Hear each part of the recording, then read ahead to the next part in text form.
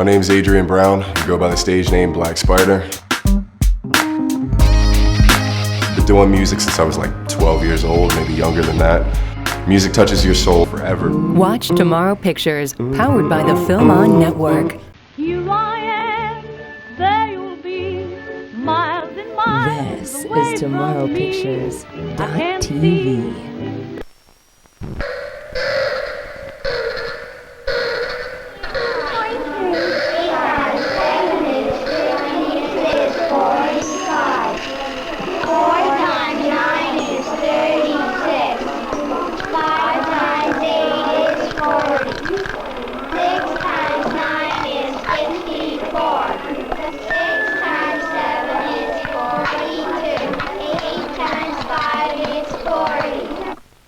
In a word, I should say it's been the poetry of the North American child for a century and more. This is not necessarily true in Europe. The relation which the European child has to similar toys and so on is different. He has another, perhaps, area of recognized art and poetry that is not quite the same as technology. On the other hand, when a European comes to this continent, he is quite delighted with our whole America's Disneyland.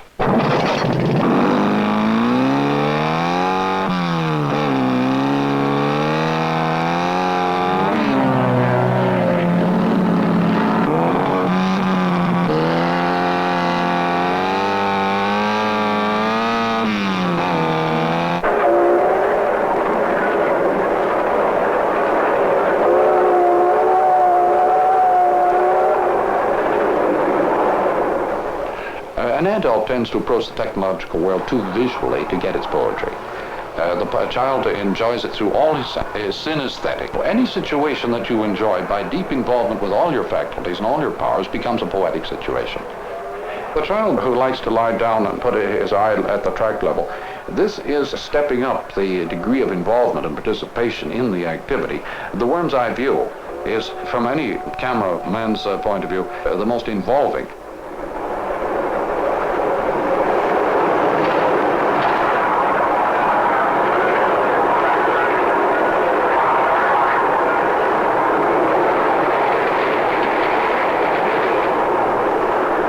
The train to the child is a poetic world, of course, that it's like some reconstructed monster from some distant age. It's utterly quaint. It's like westerns on TV. It's a remote and historic world. Now, this is a world, by the way, in which children feel a far more commitment than adults. Practically minded people have very little involvement in technology. Children with their deep involvement feel a real passion about older technology and older things. We're moving into a time when the reconstruction of ancient technologies, well, you know, the cults of the early motor cars, is a passion because it permits a kind of involvement in the human community and in the human past of experience that is altogether fascinating for many people. Total involvement.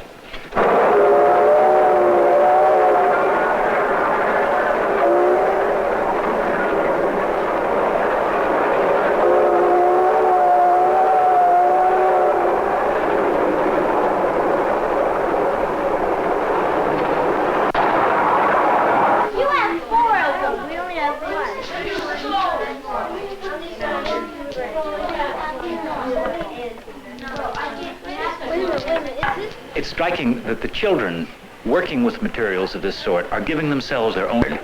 Their curiosity is exercised.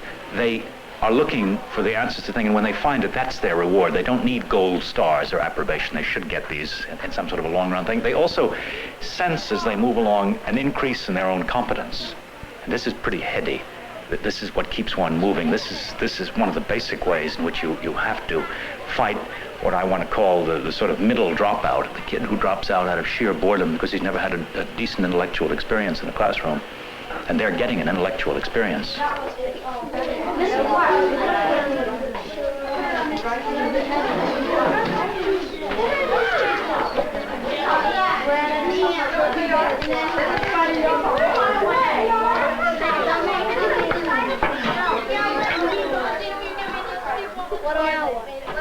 we're in the laboratory in a double sense. We're trying to import the laboratory into the classroom, and we ourselves are regarding the classroom as a laboratory. I would say the pendulum is one of the classic examples of a system which requires a knowledge of all the laws of physics before you understand it adequately. We're just beginning to probe with this particular piece of equipment. The study of the properties of the pendulum is very close to the beginnings of the fundamental ideas of modern physics. And one sees here, first of all, a certain style of work, a certain attack on the part of the child, which we think is very important, that he be at this stage quite free to design his own way or to develop his own way of going into the subject. The pendulum itself has remarkable properties which go on the trees to the, as one child said, the tail of a dog. I think that the important thing to bear in mind here is not only that they're learning some physics, and I'm not going to go into that, but that the kind of learning that they're doing now is of a kind that they can use, that they're getting it in a way that'll stick to their bones, if you will. They're taking observations, they're introducing to the observations some way of regularizing them, groping for their own way of stating the lawfulness of phenomena that they observe. We're trying to give them some sense of physics such that they can become their own physicists rather than being mere spectators. And this is what the nature of the learning is that's taking place. The great simplifications tend to be quite abstract. Getting some sense of the simplicities of nature, some of these grand simplicities, is precisely something that takes a while. And indeed, if anything is worth taking a while at, it is this. You cannot give them this sense of the simplicity of phenomena simply by saying how it goes. You've got to let them go through these exercises. Oppenheimer is fond of saying, there are children here in the street who could solve some of my toughest physics problems because they have modes of perception which I have lost. The playground approach to physics or any other learning process is really from the old curriculum of classified subjects and fragmented data, well processed, neatly packaged, a change over into the world of discovery and of participation in the act of discovery, which is a producer orientation rather than a consumer orientation. I think this big watershed is occurring as a result of speed up of data. I want to get it underway now so that no matter what else happens, we've got this.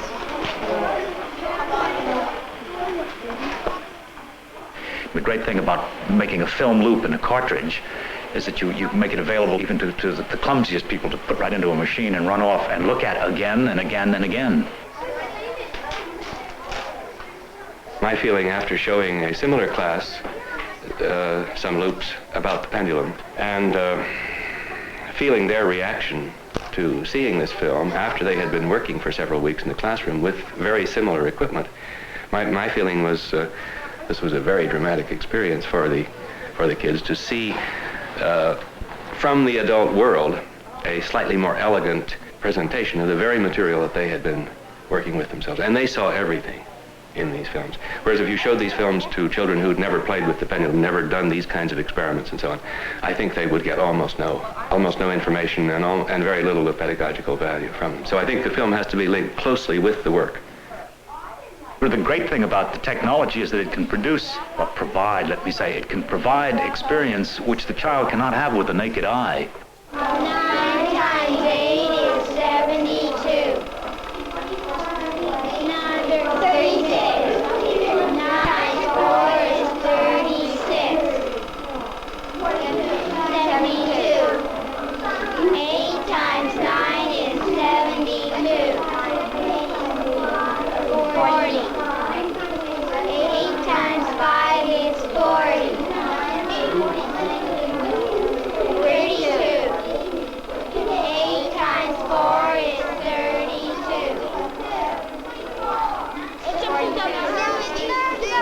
6 times 5 is 35. 40. 8 times 6 is 49. The 8mm loop film, to me, which seems to be termed a concept film, the beauty of it to me, the fact that it is a single concept and it's within the range of each individual child, and provides the opportunity for the child to go through it several times, and that it's uncluttered with the audio without any other influences, so that the child can concentrate entirely on what he's seeing, and it's training him in observation, I feel. One of the children mentioned to me that this allows them to be individualists. This way they can observe without word or sound, and they can interpret it for themselves in several ways. And this is something else that I particularly appreciate about the concept films. They do lend themselves to a variety of interpretations. But I think they should be very available, that is, within each room, so that they can take them as they need them. The very technologies we've been seeing in the classrooms speed up data to a speed where the independent and unrelated facts are unimportant compared to the patterns between facts. So we move from a world of mechanically classified and processed data into a world of pattern recognition and discovery. Lowercase.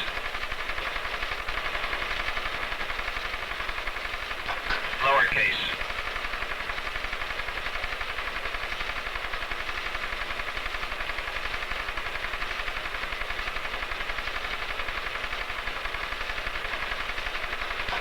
Lowercase.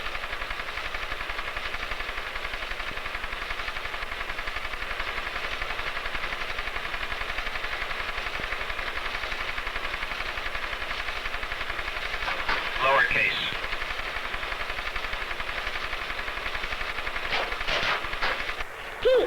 T-H-E-N.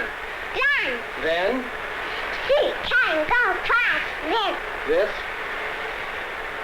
This animal animal goes fast, and this no stop. jumps. Stops. Do you know No, the animal of this animal. can go fast? The children you are seeing, the children right here, are range in tested ability from normal through gifted. Now in our program taken as a whole, we have children who range in tested ability from the educable retardate through the gifted child. In terms of social background, the children you're seeing are favored in terms of the cultural background of the families from which they come. So you're seeing somewhat superior children. The children learn in the same general way, I think, that they learn to speak their own native language. That is, they learn inductively as opposed to being taught. There is a very close correspondence between the written and spoken forms of English and most other natural languages that have a written form. And it's a matter of making the proper transformations to go from the spoken form to the written form and back. In the various parts of the laboratory program, they're making these interconnections between the spoken and written form of the language. But the set of methods permit a great variety of approaches to the same basic situation. What, in perhaps the deepest sense of the word, comes naturally. Indian buffalo hunt.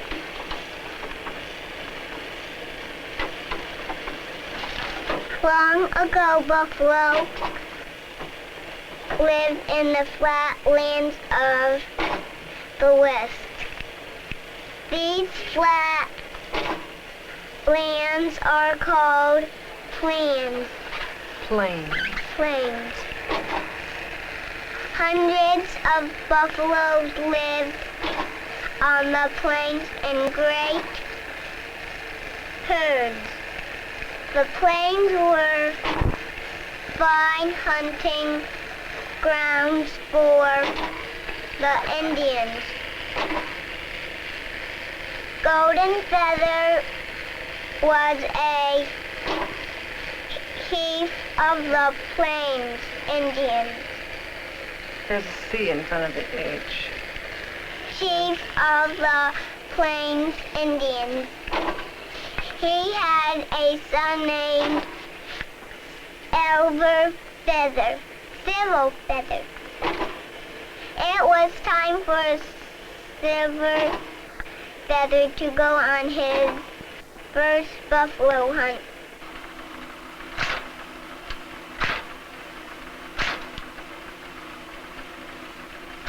It's a peculiar situation that we are encountering a more inclusive kinds of technologies which involve more of the human being in the learning process, and we're confronted with a great many people of exclusive and departmentalized and specialist skills and attitudes toward learning who are not very friendly toward integral forms of learning.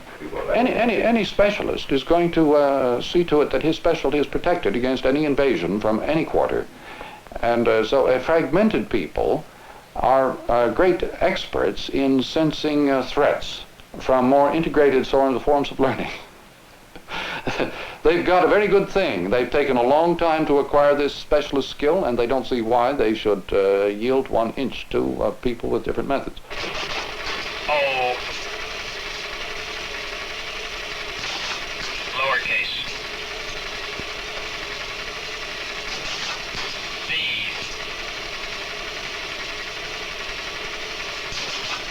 E. R. Space. O-B-E-R. Over.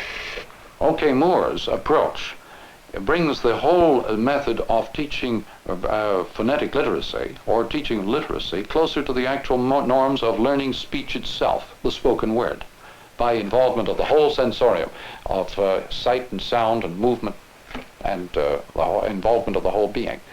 So it's not surprising that people would accept this as a more congenial form of learning, and certainly one much closer to the nature of language itself than that of the older forms of literacy. Y. S. I. D. E. Hyphen.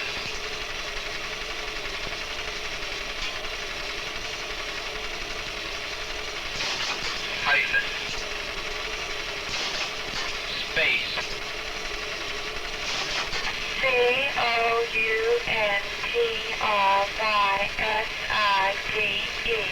Countryside. I think in addition to whatever they learn in the sense of academic skills, that they acquiring a sense of independence, they can take problems without waiting for somebody to provide a solution. Haiku. What does haiku mean, Tammy? Haiku is Japanese poetry. Ivy on a wall, like wee little animals climbing to their homes. This kind of method would enable people of so-called slow and retarded characteristics to perform quite well. It also enables people of ordinary characteristics to perform very much better. So it raises the accelerates the general rate of intake and of learning and perception and grasp for all kinds of people. But by the simple, by bringing the learning situation closer to the situation in which we learn to speak in the first place, involving all of us. People would never learn to speak at all if all the senses weren't richly involved. Big dogs and little dogs. Black and white dogs. Hello, hello. Do you like my hat? No, I do not like your hat. Goodbye, goodbye. ¿De parte de quién? Un momento, voy a llamarlo.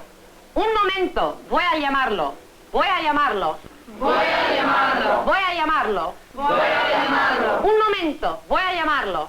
Un momento, voy a llamarlo. Un momento, voy a llamarlo. Un momento, voy a llamarlo. Un momento, voy a llamarlo. Un momento, voy a llamarlo. Llamarlo. Llamarlo. Voy a llamarlo. Voy a llamarlo. Un momento, voy a llamarlo. Un momento, voy a llamarlo.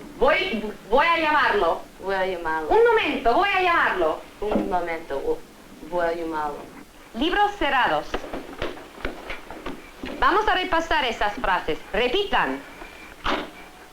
Diga, Diga, diga, diga, 2. ¿Está en casa Antonio? está en casa Antonio, ¿Está en casa Antonio? está en casa Antonio, 5. Vicente Ríos, amigo suyo. Vicente Ríos, amigo suyo. 7. un momento, voy a llamarlo. Un momento, voy a llamarlo. Un momento, voy a llamarlo. Un momento, voy a llamarlo. 8. Clase para mañana. Aprenden al teléfono 1 hasta 7 y escriban número 48. Hasta mañana, clase. Surveillez vos sons et votre articulation. Attention. Attention. Articulation. Articulation. J'ai faim à le faire. Enfin. Voici une dame. Le chien de Valentin a mordu le sacristain Émilien. Le chien de Valentin a mordu le sacristain Émilien. Le médecin de Saint-Justin est canadien. Il n'a que 25 ans. Le médecin de Saint-Justin histories. est canadien. Historiette.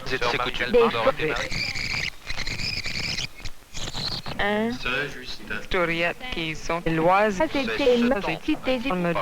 Arias ne se trouble point. Arias ne se trouble point. Prend feu au contraire.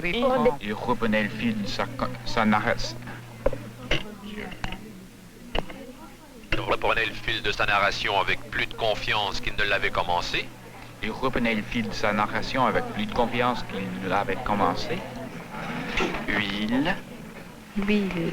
Mettez bien les organes intérieurs, la langue, tout ça, pour prononcer comme pour prononcer le U. Et là, vous dites rapidement après la voyelle I. Alors ça fait huile, huile, huile. Huile. Bon, vous l'avez là. Huile. Huile. Huile. Huileux. Huileux. Huileux. Huileux. Huilier. Huilier. Ah, vous allez l'avoir.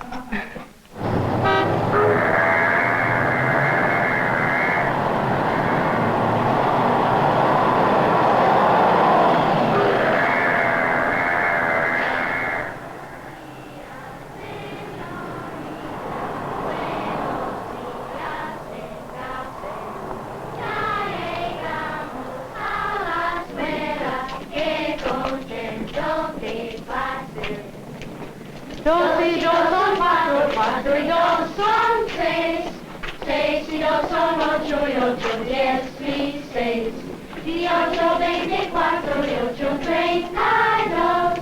Vamos para la escuela y también voy yo. Señor, deseo jugar con la pelota mañana, pero ahora deseo leer la carta de mi amiga favorita. Adiós. Pancho, ven. ¿Qué tal, amigos? ¿Cómo están ustedes? Muy bien. Muy bien. Me alegro. Yo tengo un run run. Sí, este es un run run. Los muchachos y las muchachas de México les gusta jugar con run runes. Sí.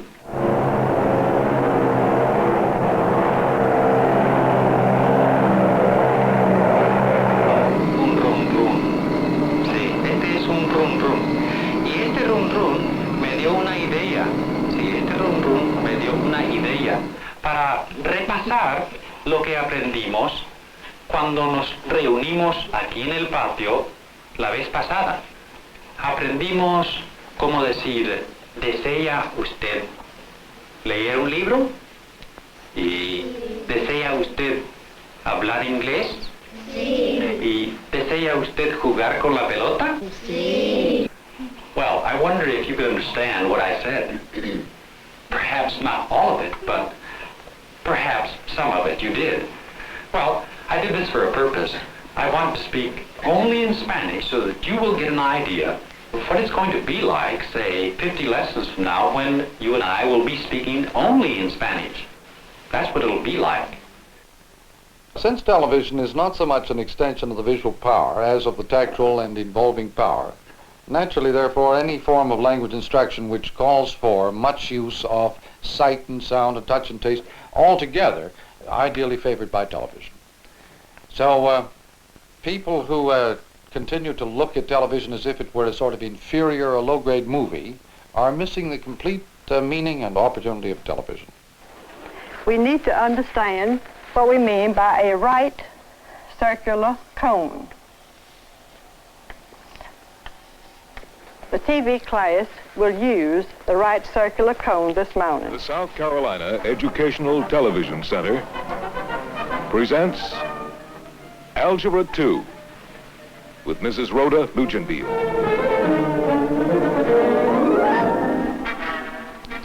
Today we want to begin a study of a quadratic equation in two variables.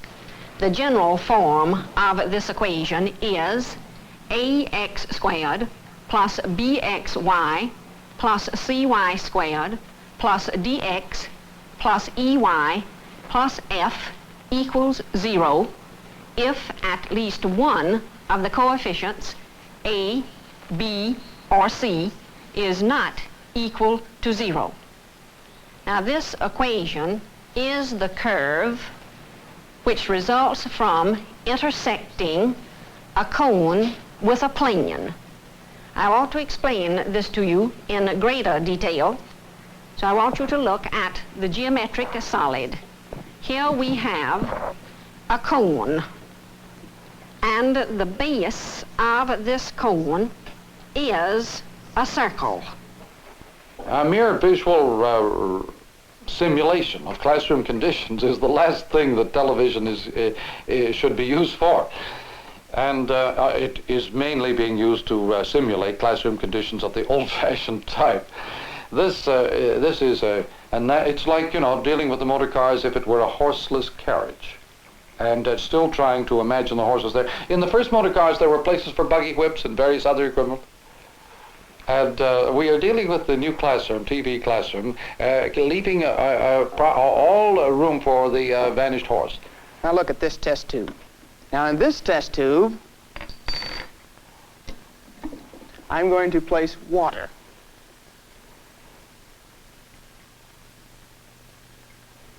And in the front of the test tube, I'll place a cork to seal off the opening. Now what do you suppose is going to happen with this cork as I heat the water? Watch carefully. The natural tendency is to use any new technology for the old purposes. The current uses of television are to simulate the old-fashioned classroom. Not to exploit television, but to make it simulate something that was done earlier, before television. Naturally, therefore, there's a huge wastage of opportunity here. And I really don't have any strong feelings about this because it's a situation that will tend to correct itself in time, but there's a lot of waste in the meanwhile.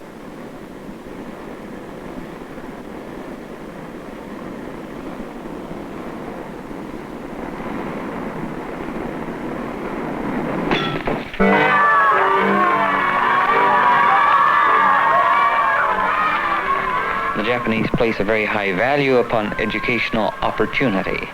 Hence the sacrifices which parents will make not only to build schools to provide education for their children, but their willingness, without prejudice of the past, to make use of any tool for learning that becomes available. I saw one school in which the television sets available in all 16 classrooms had been purchased by the sale of trees on the school lot out behind.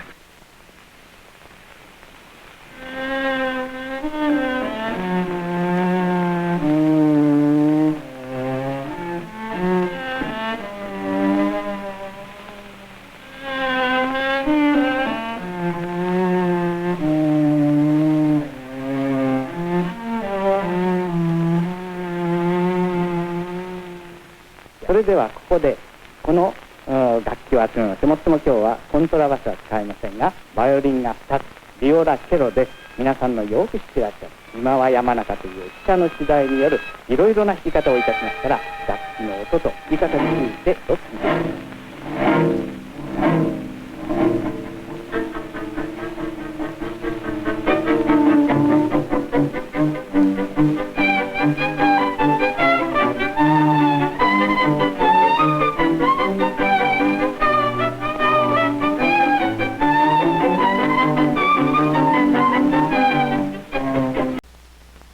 When the technology is introduced into a natural or unprepared environment, it has a startlingly different effect, doesn't it, from its intrusion into a highly technologized environment.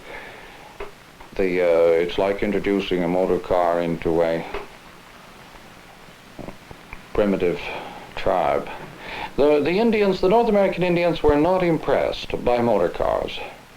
They were fascinated by bicycles because the bicycle seemed to them a tremendous achievement. It was against nature, the fact that you could balance aeronautically, as it were, on two wheels, whereas four wheels on the ground meant nothing to them.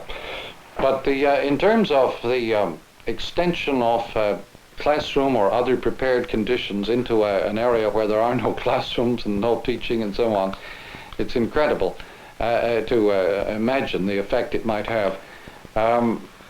It's like bypassing ages of technology, isn't it? It's like introducing a book into a pre-literate area, or introducing classrooms into areas where there had previously been no form of formal instruction at all.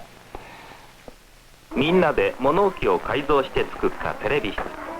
ここでは子供たちと仲良しの先生が2人も3人も増えた。テレビの先生だ。でもどんな風にして作るのでしょう。そうです。温室で作るんです。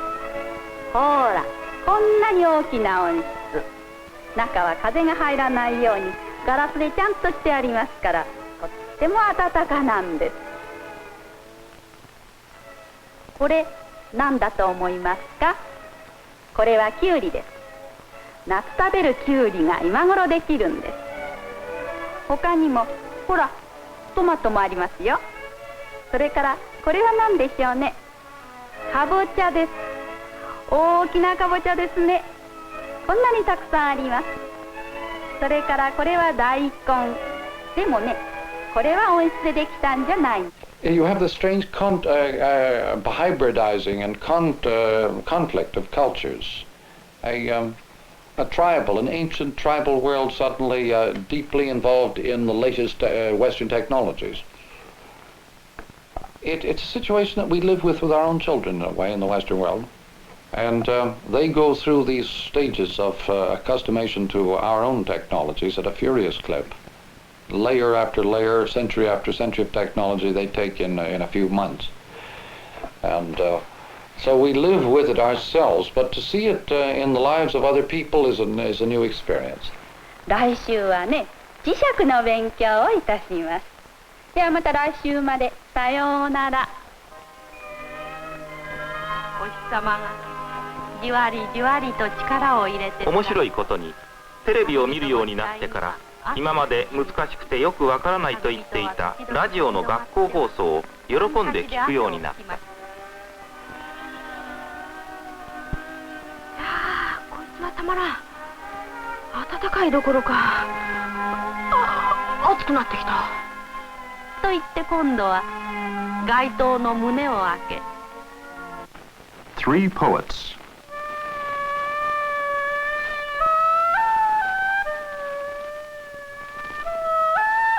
Today, the poetry of Irving Layton.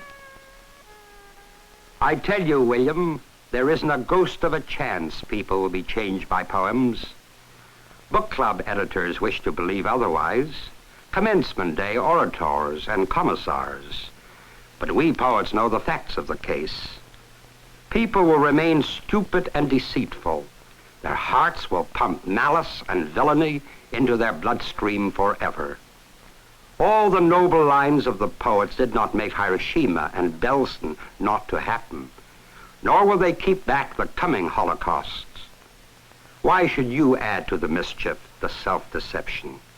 Leave that to the culture peddlers. Be truthful.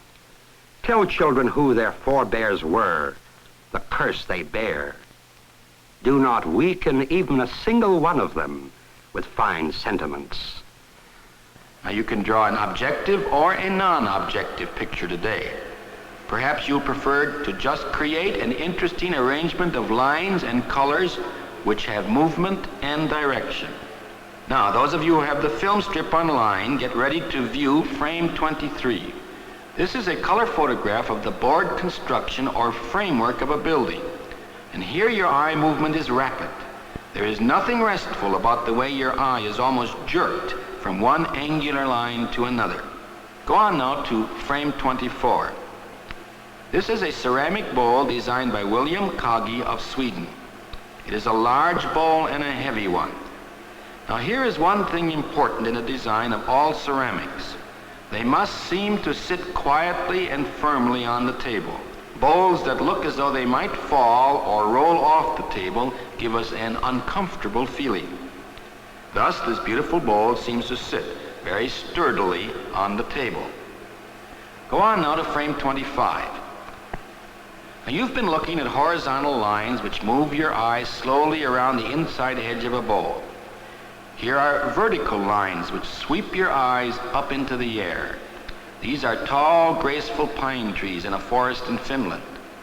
The eye movement upward towards the tops of these trees is a dignified, slow movement, and it stops with the lacy pattern at the top of the trees. This is the first year we've used strip films in combination with radio, but to date the results have certainly been very gratifying. We find a wide variety of uses and applications and feel that the future is wide open and very promising.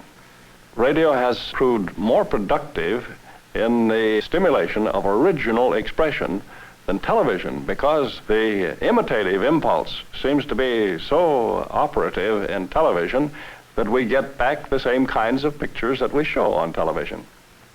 The film strip provides a great deal of flexibility, and it seems to me avoids this imitative practice because it provides the classroom teacher with a tool, an instrument that she can use for her own class in a way which is most suitable for the particular group. It's fascinating to see how the children responded in their artistic activities to an audio situation. Their work became less pictorial, less merely a matter of copying, less a matter of matching situation with situation, then search for abstract form, for the language of forms. To give the visual form, the non-visual involving appearance is a considerable artistic feat. These kids were beginning to understand that by simply following auditory instructions for visual situations. The translation from one medium into another awakened their sensory life in a completely new way. I was quite surprised. Well, we've had here at Phillips Academy at Andover for a number of years a program whereby all students are expected to have an experience of what we used to call art, but we are tending now to call visual perception. The idea being that so many people, so many citizens are virtually illiterate as far as the eye is concerned, although they may be quite proficient, quite erudite in matters of communication by the accepted academic means. So that from the standpoint of education, we feel it's extremely important to train the perceptiveness through the eye of every citizen. Specifically, this is done not only in terms of drawing or work with 3 dimensions, but also we find that the camera and the photographic medium apart from the camera is of considerable use because it provides a very quick way in which a student can observe and through observing discover relationships which are not so easily come by in terms of drawing alone. I don't want to take up much time introducing this film. It's quite short, but even so the time is more useful when we have seen it and can discuss it afterwards. The point is, however, that you've been working with photograms downstairs and have discovered that the photogram is not quite the same as working with the true camera. It's a different kind of reality. In the same way, what you're about to see by Norman McLaren, you can relate, if you wish, to the work that you've been doing in the studio drawing or the work that you've been doing down in the darkroom with photography, especially with regard to the photograms that you've been working with, as distinguished from the reality of the true camera. Let's look at the film and we can talk about it later.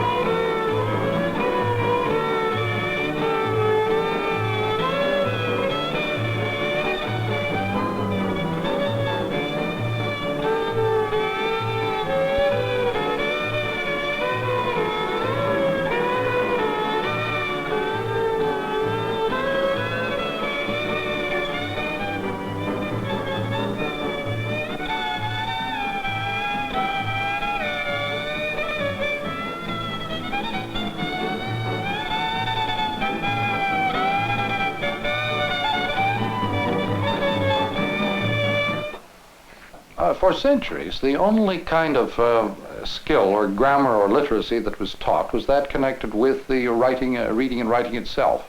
All the other skills and technologies of the environment were accepted as merely environmental and taken for granted. Today we have, because these things have stepped up in many of their developments, many of their manifestations, we have to understand the language and grammars of many media. And it is rather fantastic, isn't it, when you think of the number of hours that people spend in front of film or television, for them to know nothing about the processes of making these things, or nothing about the means available for themselves to express themselves. So the grammars of media has become, this area has become a new area of stress in education.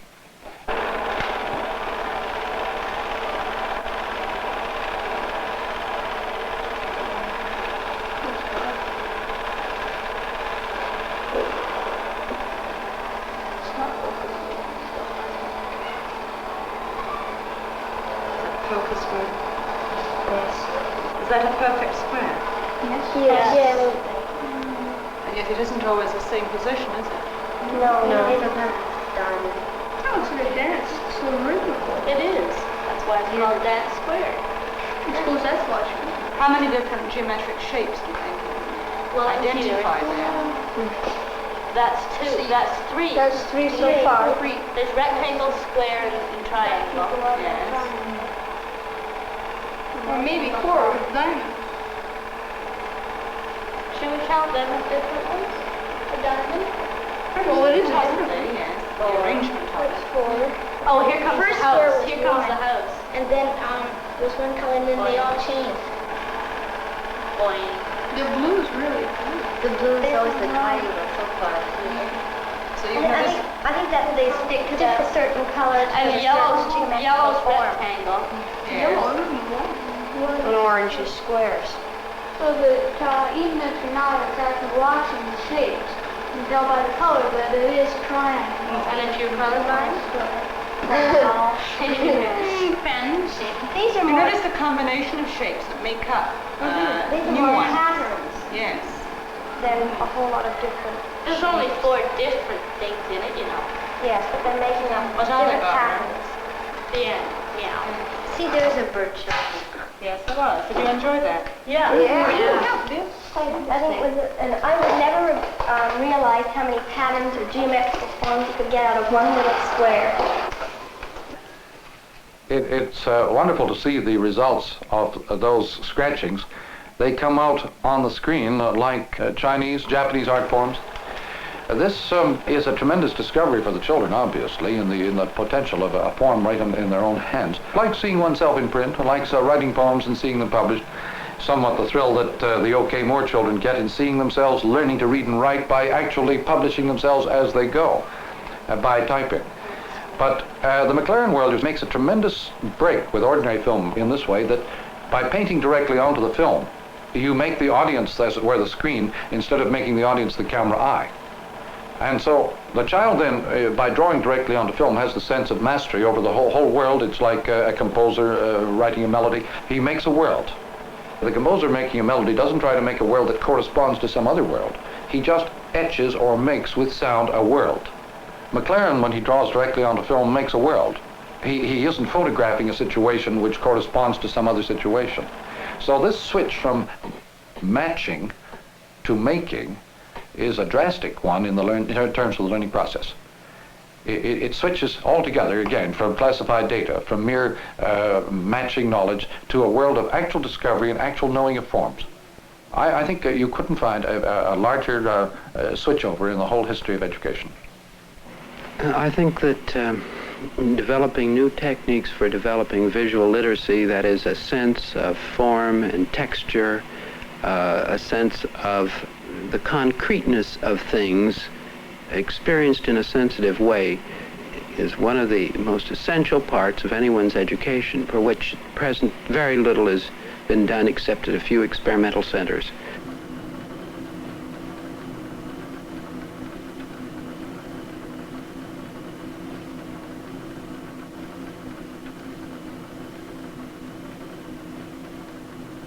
A film which can present familiar objects in entirely new ways can, by showing material in a perspective that we do not ordinarily see it, helps free us from the provincialism of whatever perspective has become habitual with us.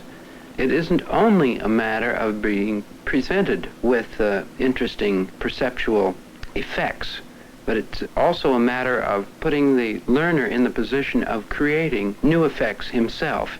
And the special importance of photography is not only having professional photographers and artists working together to present new sensory experiences, but to have the learner use photographic equipment and keep a running record, as it were, of his own attempts to shape and form material in interesting, exciting new ways. The film program at the Carpenter Center is made up of two equal parts. One is in animation, which is where we're situated now, obviously. And although this looks like a monstrously complex piece of equipment, it in fact is very simple once the elements of its design are understood. What it permits really is the animation of two-dimensional and three-dimensional objects, and we hope that in a way the stand will coordinate the activities of the center by making it possible for people working in two dimensions or working in three dimensions to put their objects into motion. The other part is not an orthodox film school curriculum. It's an attempt really to introduce people to the idea of film as a way of seeing things around them. And what we do is to work in 8mm in the initial course, and they're given specific assignments each week. They're given a different kind of an assignment, which is meant to introduce them to one facet of the power of film. Let's say slow motion or animated film. One of the things that I want to show you is the work done by a student who is continuing his experiment from last term in a special project in the animation of clay. This is with a simple camera. The idea of them working with cinema is the same as Mirko Bosaldella's ideas upstairs of them working with sculpture.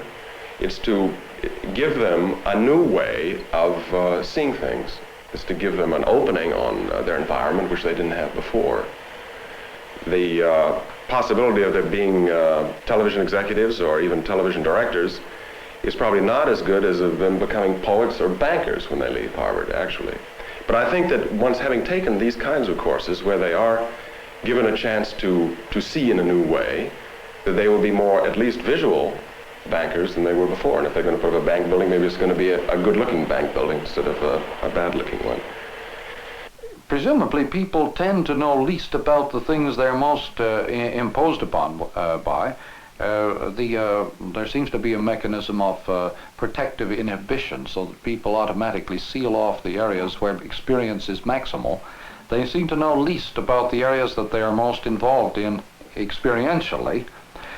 That is why perhaps this world of the Carpenter Center is so exciting to a highly literate and highly retinally and visually oriented population. It's giving them back their other senses through the certain use of the visual sense, through a very tactual and low resolution use of the visual. They suddenly get people involved with their other senses in this world, and they begin to sense what is called plastic form again. Of course, it is a kind of primitivism. It is like a rediscovery of primitive values of the unsophisticated, the unprepared environment, the non-technological world.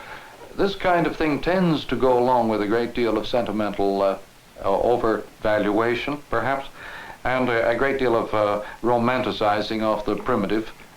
This goes along with the kind of glorification of the primitive world of childhood, so on, which is a natural reaction against a highly mechanized environment. Actually, I've always had an interest in showmanship. Movies just happened to come along as my latest interest. And before this, I used to be interested in puppetry, making mostly marionettes and making stages, etc. for them. Later on, I got interested in puppets without strings and started constructing little men. And in order to make them move, I put wire in them so that they'd hold their position. I could be able to animate them.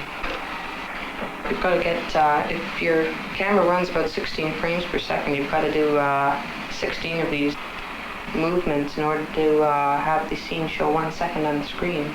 So it gets quite tedious after a while.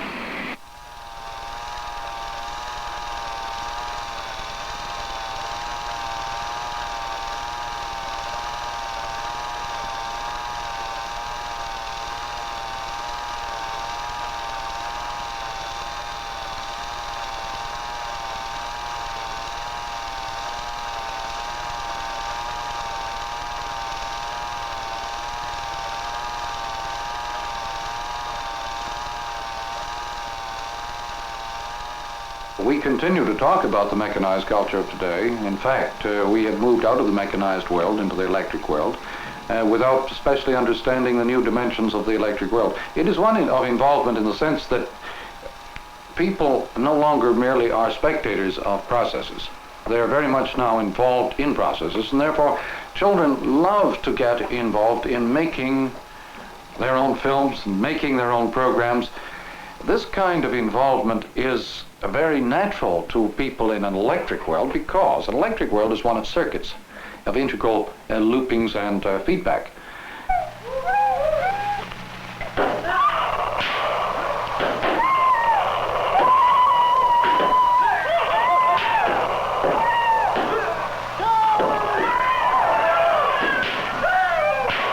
Originally, I have been a home movie fan. Last year, I taught grade history for the first time. We were covering the War of 1812, the general 1800 period. And I knew that we had Fort York here in Toronto with all its facilities, the 3 p.m. gun firing salute, the ceremonies down there. And it came to me the possibility that we might possibly shoot a film based on the War of 1812 using Fort York for some of our props. And then in one class, I happened to be discussing this possibility with the students, some of whom are sitting over there. And they came up with the idea, why don't we shoot a film starring us? And we went from there, and this is how we got into the whole idea. Okay, Americans, come on, Americans. All right, Valdez, forward, come on a little faster. Now, Valdez, up. Faster, Ken. Let him have it. John, Larry, Ian, Dave. Okay, cut. You didn't cock it. Who got shot with the arrow? I did. Okay. Well, I actually played 2 roles since we didn't have a cast of thousands like we'd like the impression to look. In the first part of the film, I was an American corporal, and coming on near the end, since we had quite a few scenes to shoot, I became a private, demoted. All right, let's rehearse it. You put it under his armpit right now. That's it, good. And then Ken, keep your arm close to start with. Drop it. Okay. I'll drop the pipe. Drop the pipe. Just a couple of... Down. Sir?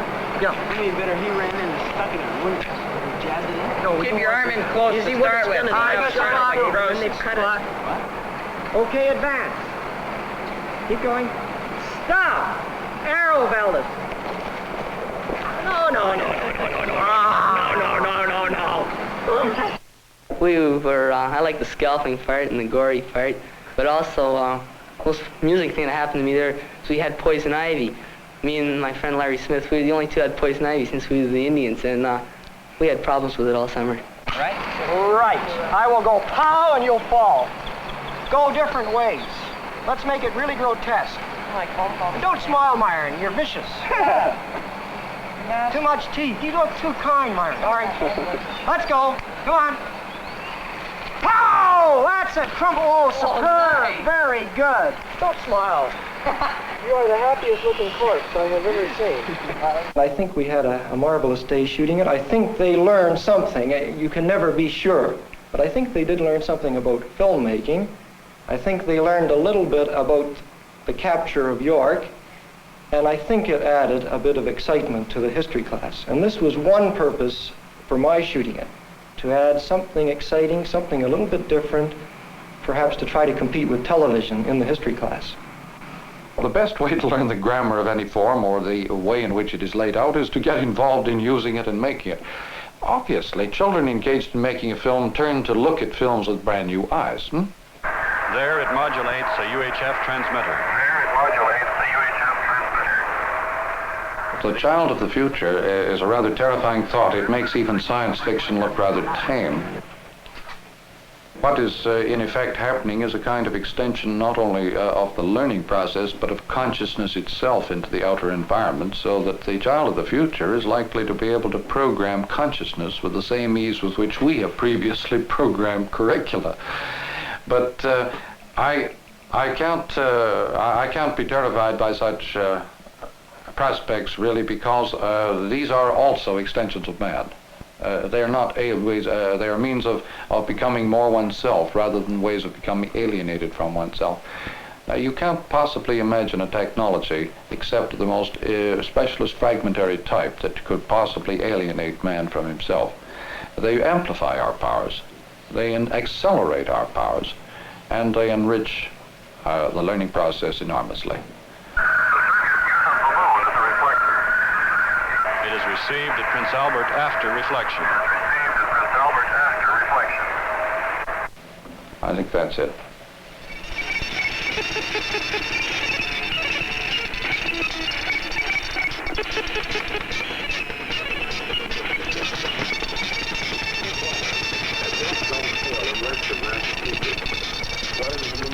The first radar controls interplanetary space by making contact with the planet Venus. We are now talking to Prince Albert by way of the moon. A true long-distance radio telephone connection of almost 500,000 miles.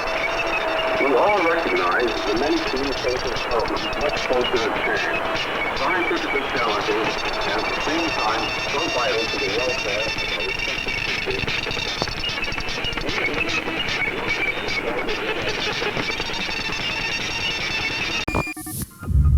Don't change that station while we pause for a brief commercial break. Picture this. I'm a girl, and I hold the answers for tomorrow. I'm smart, confident, bold, brave, and I'm not afraid of the glass ceiling. Watch Tomorrowpictures.TV.